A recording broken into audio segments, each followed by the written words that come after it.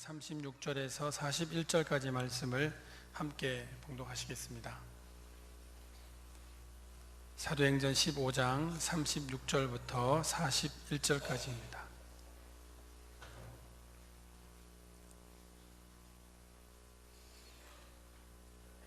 하나님 말씀 함께 봉독하시겠습니다. 며칠 후에 바울이 바나바더러 말하되 우리가 주의 말씀을 전한 각 성으로 다시 가서 형제들이 어떠한가 방문하자 하고, 바나바는 마가라 하는 요한도 데리고 가고자 하나 바울은 밤벨리아에서 자기들을 떠나 함께 일하러 가지 아니한 자를 데리고 가는 것이 옳지 않다 하여 서로 심히 다투어 피차 갈라서니, 바나바는 마가를 데리고 배 타고 그브로로 갔고, 바울은 실라를 택한 후에 형제들에게 주의 은혜에 부탁함을 받고 떠나 수리아와 갈리기아로 다니며 교회들을 견고하게 하니라. 아멘. 이방인에 대한 복음과 구원을 논했던 예루살렘 회의가 이방인들에게도 더 이상 할례와 율법을 묻지 말자, 그리고 예수님을 믿는 것만으로 구원에 이른다는 결론을 얻게 됩니다. 이렇게 원만하게 회의가 끝나고 난 다음에 바울은 1차 선교 여행의 성공지였던 곳을 다시 돌아보기 위해서 2차 선교 여행을 준비하고 있습니다. 이방인을 대표하고 이방인을 가장 많이 설명했던 안디옥 교회의 위대한 두 지도자인 바나바와 바울이 선교를 떠나기 위해서 준비를 하고 있습니다. 이 장면만 보더라도 아마 많은 사람들이 기대하기를, 이렇게 위대한 사람들이 선교를 떠났다면 우리에게는 정말 멋진 모습과 멋진 모델을 보여줄 것이라는 생각을 하기에 충분합니다.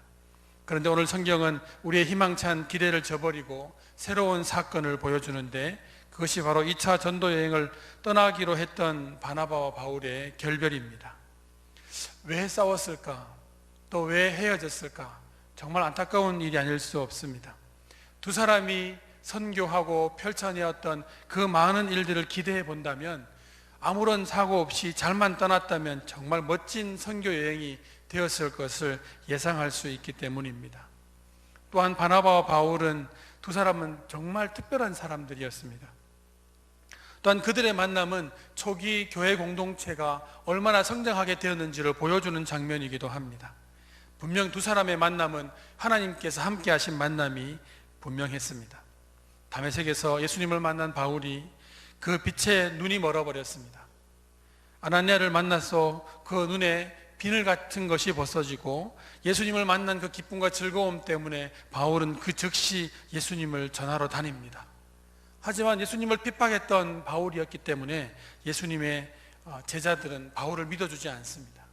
바울이 전도하는 곳에 온다 그러면 많은 사람들이 도망을 갔습니다. 또한 바울과 함께 그 다메섹으로 왔던 유대인 형제들이 바울의 그런 모습을 보고 바울을 죽이려고 했습니다.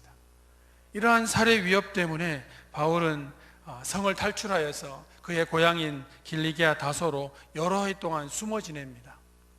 많은 사람들에게 알려지지도 않고 또 알릴 수도 없는 그의 모습은 정말 어려운 상황입니다. 오늘 우리가 아는 이렇게 위대한 이 바울이지만, 만약 그곳에서 계속 그 고향에서 묵혀 살았다면 우리는 우리에게 있는 이 많은 이야기들과 성경의 내용들을 모를 수도 있습니다. 그를 불러준 것이 바로 안디옥 교회의 목회자인 바나바입니다. 어쩌면 바나바는 바울에게 생명의 은인과도 같고 선생님과도 같고 스승과도 같은 사람입니다. 그와 함께 동역했던 그 많은 이야기들을 우리는 알고 있습니다. 안디옥 교회는 그 바울과 함께 바나바의 그 사역을 통해서 부흥을 경험하게 되고 많은 사람들이 주께로 돌아오는 역사를 우리는 보고 있습니다. 두 사람이 예수님을 직접 따라다녔던 제자들은 아니지만 이 두 사람은 이방인의 사도로서 충분한 권위와 또 지명도를 가지고 있는 사람이었습니다. 그리고 이 두 사람에게는 웬만한 싸움을 해가지고는 갈라설 리가 만무합니다. 그런데 오늘 성경 말씀에는 한 사건을 통하여서 이 행복했던 두 사람이 결별하고 있다는 모습을 보여줍니다. 바로 마가 요한을 데리고 갈 것인가 말 것인가 하는 문제입니다. 도대체 마가 요한은 어떤 사람이었을까?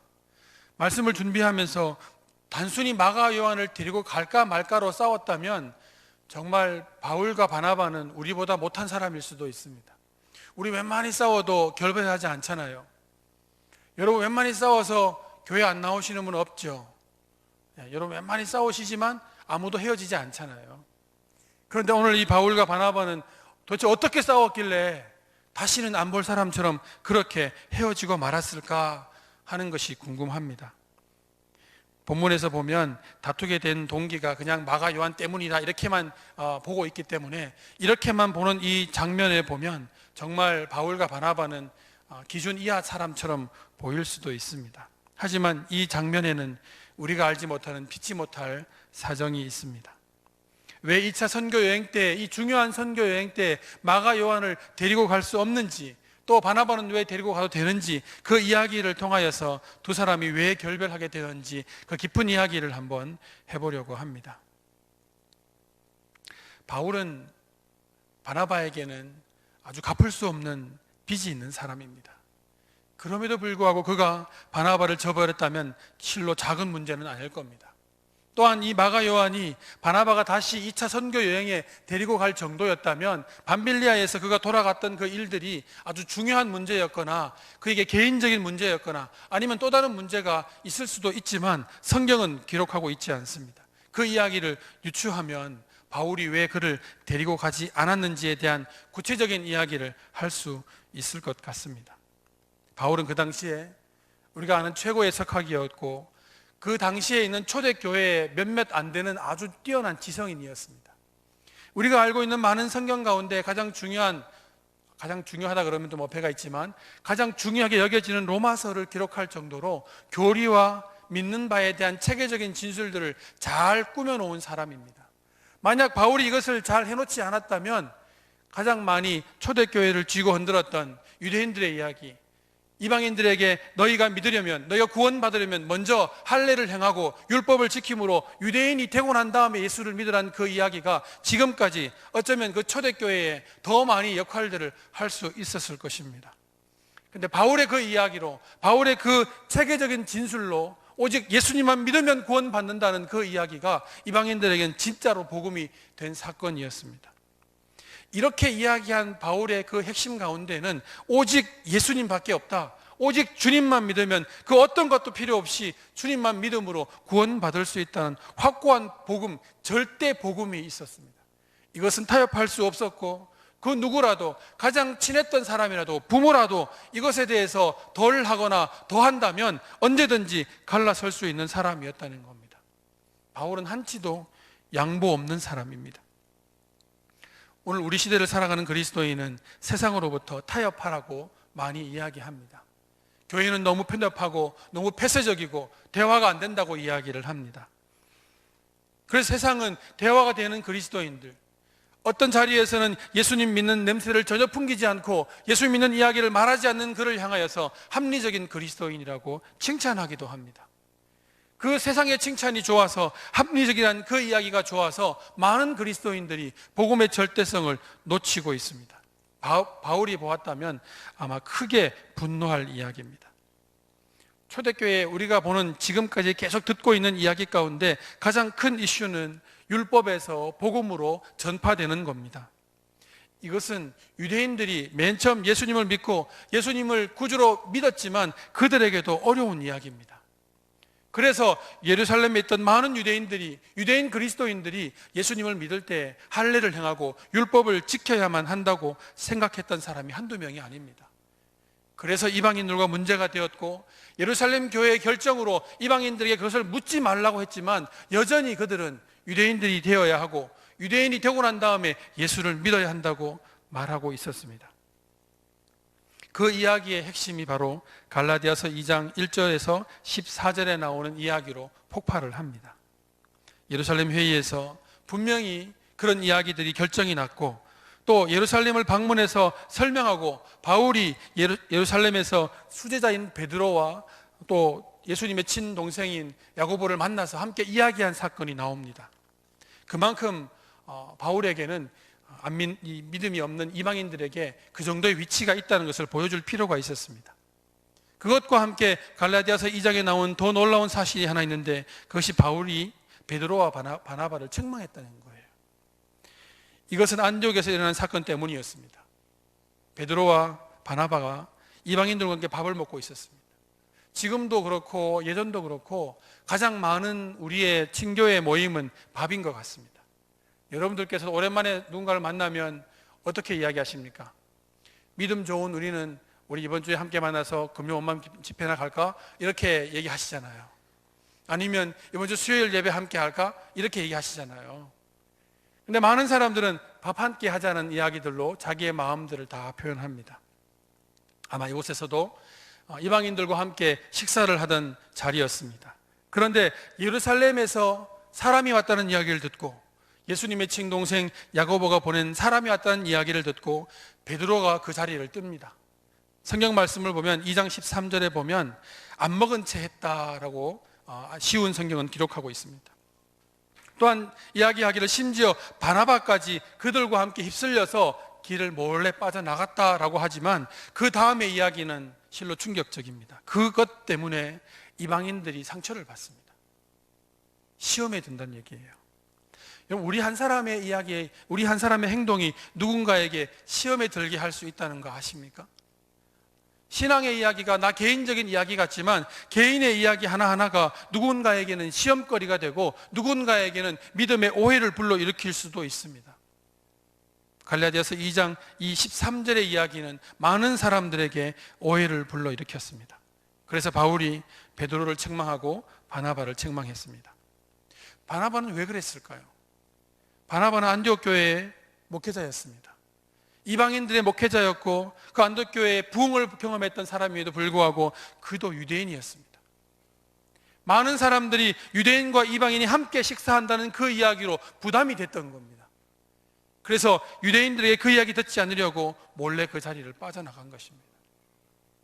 이미 예루살렘 회의에서 이방인들에게 율법과 할례를 묻지 않기로 했음에도 불구하고 그 바나바에게 그 마음들이 있었음을 보고 바울은 바나바를 책망합니다. 어떻게 책망했을까요? 아주 신랄하게 책망했을 겁니다. 어떻게 당신이 그럴 수가 있느냐? 당신의 행동 하나로 수많은 이방인들, 그 이방인들 그리스도인들이 실족할 수도 있다. 왜 그렇게 했냐고 아마 따지고 힘들게 이야기를 했을 수도 있습니다. 여전히 율법에서 벗어나지 못한 이야기들을 바라보고 그 이야기들로 섭섭했던 바울의 이야기가 오늘 드디어 이 본문의 현장에서 폭발을 합니다. 사실 이 본문의 현장에서는 마가 요한을 왜 데리고 가지 않기를 원했을까라고 본다면 오늘 이 갈라디아서 2장을 유추해 보면 이럴 수 있습니다. 마가 요한이 어떤 사람이었을까? 마가 요한도 바나바와 같이 이방인들의 구원에 대해서 율법과 할례에 대한 동의가 있었던 사람일 수 있습니다. 그래서 그 이야기와 함께 바울이 늘 충돌하였고 결국 밤빌리아에서 이 마가 요한은 그와 맞지 않는 선교 정책 때문에 예루살렘으로 돌아갈 수밖에 없었을지도 모릅니다. 그리고 예루살렘에 돌아와서 예루살렘 평의회에서 그것을 허용하자 드디어 마가 요한이 이제는 마음 놓고 전도할 수 있게 되니까 다시 따라 나선 거겠죠. 하지만 바울은 그를 받아들이지 않습니다. 한번 돌아선 사람은 언제고 돌아설 것이고 그 마음에 율법과 할례에서 벗어나지 못한, 율법에서 벗어나지 못한 그 마음으로 그들과 함께 할 수 없었던 것입니다. 오늘 우리의 복음은 누구와도 나눌 수 없는 것입니다. 세상 그 무엇으로도 대신할 수 없는 것입니다. 말씀을 준비하다가 그래서 보면 이 복음은 바울에게는 날 것이구나라는 생각이 들었습니다. 그럼 날 것이라는 의미를 아십니까? 요리하지 않고 거칠고 투박하고 예쁘게 꾸미면 좋지만 아무것도 꾸미지 않은 그대로의 상태, 예수님의 보혈의 피가 그대로 묻어있는 그 상태, 어쩌면 피가 뚝뚝 떨어질 수 있는 그 복음의 상태를 여전히 우리의 복음의 절대적인 것으로 받아들일 수 있습니까? 많은 사람들이 전도하기 위해서 복음을 꾸밉니다. 그 사람 마음에 쏙 들만한 것들로 포장을 합니다. 이거 안 해도 괜찮고 저거 안 해도 괜찮고 이거 안 믿어도 되고 저거 안 믿어도 된다고 이야기를 합니다. 하지만 그렇게 그 사람이 믿는다면 그의 신앙은 반쪽짜리 믿음입니다. 우리는 처음부터 예수 그리스도의 피 묻은 복음을 전해 주어야 합니다. 그러지 않으면 서서히 우리는 퇴색되어 갈 것이고 탈색되어 갈 것이고 변질되어 갈 수밖에 없습니다. 이 땅을 살아가는 그리스도인은 수없이 매일매일 안 믿는 사람들과 함께 이런 도전을 받습니다. 교회 다닐 티를 안 내면 안 되냐고, 안 믿는 사람들 틈 속에서 그냥 술 한잔 마시면 안 되냐고, 나중에 교회 가서 회개하면 되지 않겠냐고, 수많은 타협의 이야기들이 우리를 괴롭힙니다. 하지만 복음은 한 번을 타협하면 그때부터는 변질되기 시작합니다. 많은 사람들은 그 복음의 타협을 위해서 스스로 변명을 늘어놓고 그럴 수밖에 없는 타당한 이야기들로 자기를 위로합니다. 하지만 복음은 스스로를 위로할 수 있는 문제가 아닙니다. 우리는 많은 사람들이 교회를 정치적으로, 신앙을 정치적으로 이용하는 사람들을 많이 봅니다. 정치적으로 이용하면 모든 것이 가능합니다. 내가 한 발 물러서고 네가 한 발 물러서면 타협하지 않을 것이 하나도 없습니다. 모든 종교와 이단들마저도 타협할 수 있습니다. 하지만 피 묻은 복음, 날 것 그대로의 복음을 들고 서면 모든 사람과 다 결별해야 합니다. 우리 세상과 결별할 수 있습니까?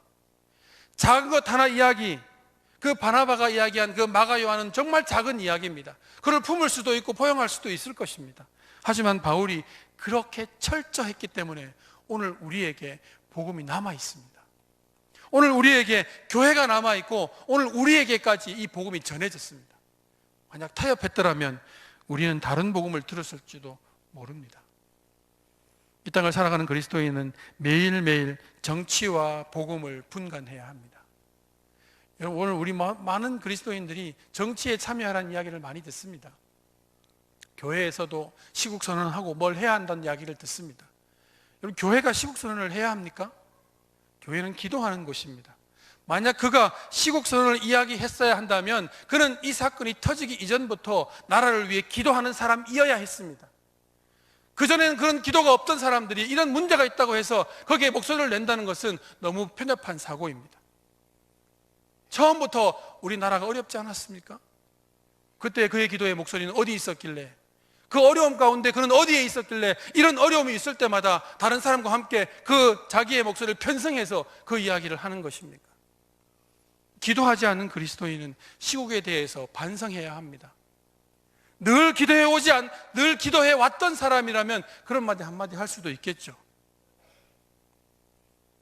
교회는 세상을 향해 기도해야 합니다. 비난이 아니라 기도의 목소리를 높여야 하고 우리가 서 있는 자리에서 최선을 다해야 합니다. 복음이 그것을 가르쳐주고 있습니다. 세월호 이야기를 할 때마다 드는 생각들이 있습니다. 우리는 세월호의 그 선장을 늘 욕해왔고 지금의 대통령들을 욕하고 있습니다. 그런데 오늘 우리의 삶에서 우리가 그 대통령과 같이, 그 선장과 같이 살고 있지는 않습니까? 얼마 전에 횡단보도 앞에서 아이들이 길을 건너는데 차 한 대가 정말 쏘살같이 지나갔습니다. 분명히 횡단보도 신호였고 빨간 신호였습니다. 어떤 사람인지 정말 궁금합니다. 아마 그 사람도 어쩌면 시위를 하고 또 자기의 이야기들로 누군가를 비판할지도 모릅니다. 하지만 제가 봤던 그 당시의 그 모습은 그렇게 빨리 지나간 그 사람이 대통령이었고 거기에 아주 부치기만 세월호 선장이었습니다. 우린 누구를 위해 이야기하고 누구를 위해 신앙을 이야기해야 합니까? 복음은 우리에게 날 것입니다. 아무것도 타협해서는 안 되고 이것만 들고 서 있어야 합니다. 만약 그게 아니라면 누군가와도 결별해야 합니다. 어떤 거라도 타협하지 않은 이 복음이 우리를 더 복음되게 하고 더 그리스도인 되게 하지 않겠습니까? 오늘 이 말씀을 통하여서 바울이, 이 말씀이 우리에게 주시는 말씀이 바로 그것입니다. 절대 복음으로 살라는 것입니다. 타협하지 말고 살라는 겁니다. 복음을 들었다면, 복음을 내 마음속에 심었다면 그것으로 최선을 다하고 그것으로 끝장을 보라는 이야기 아니겠습니까? 너무 세상에 편승해서 세상에 살아가는 어떤 처세로 신앙으로 살아가는 우리의 모습 가운데 경종을 울릴 수 있는 귀한 말씀이 될 수 있기를 축복합니다. 기도하겠습니다. 자비로우신 아버지 하나님, 은혜를 감사합니다. 저희들이 바울의 주의 말씀 가운데 행하신 절대적인 복음을 듣습니다. 누구와도 무엇과도 타협할 수 없고 이 복음으로 들고 서야 할 우리의 모습이 지금 살아가는, 이 땅을 살아가는 우리의 모습이 아닐까 생각합니다. 우리 모두가 이 말씀에 그렇게 결단하게 하시고 절대 복음으로 살아갈 수 있는 저희들이 되게 하여 주시옵소서. 예수님의 이름으로 감사하며 기도하옵나이다. 아멘. 찬송가 384장 함께 찬송하시겠습니다. 다 함께 일어나셔서 옆에 있는 분들에게 인사하시죠. 샬롬. 한 주간도 평안하시고 믿음 안에 갈 수 있기를 바랍니다. 찬송가 384장 찬송하겠습니다.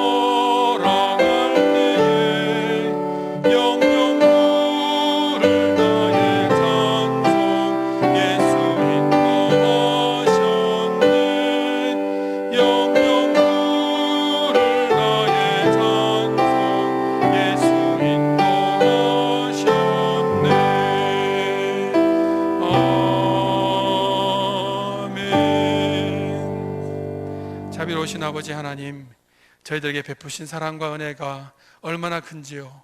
주님, 매일 주님께 나올 때마다 그 은혜와 그 감사에 저희들이 마음과 진심을 다해 예물과 마음까지 주님께 드립니다. 주님, 이 모든 것들이 주님 안에 온전히 함양되어서 저희 삶의 기쁨과 감사가 더욱 넘쳐나게 인도하여 주시옵소서. 때로 힘들고 어려운 삶 가운데에도 감사의 목소리를 잊어버리지 않게 하시고 눈물과 아픔 가운데에서도 주님께 영광 돌리는 저희 모두가 되게 하여 주시옵소서. 어떤 자리에 있든지 주님께 영광의 삶을 살게 하여 주시옵소서. 이 모든 간구를 예수 그리스도의 이름으로 기도하오며, 지금은 우리 주 예수 그리스도의 크신 은혜와 하나님 아버지의 크신 사랑하심과 성령님의 역사하심이 저희 무리와 몸되신 교회 위에 지금부터 영원토록 함께 하시기를 간절히 축원하옵나이다. 아멘.